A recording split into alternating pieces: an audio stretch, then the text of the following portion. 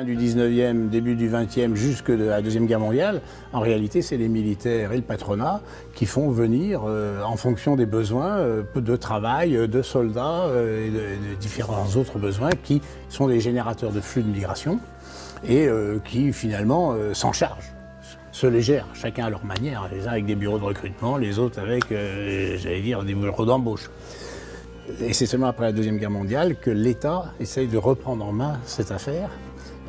Autrement dit, ce qui est très important de comprendre, c'est que l'administration de l'asile, qui dans les pays anglo-saxons fait l'objet d'administrations spécialisées, ministères même spécialisés, de police spécialisées, qui ont une grande expérience des flux migratoires, et on le voit dans les films américains, quand les paquebots arrivent, etc. Il y a une véritable administration de l'immigration.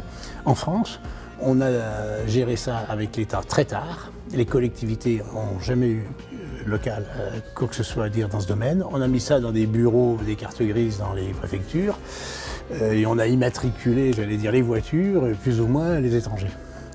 Et cette particularité de la sous-administration du dossier migratoire global, y compris asile, en France, est toujours en retard. C'est-à-dire que nous consacrons beaucoup moins d'argent que d'autres à ces questions-là, aux questions d'accueil, aux questions de suivi des personnes, aux questions de dépistage sanitaire, aux questions d'intégration, d'apprentissage de la langue, etc.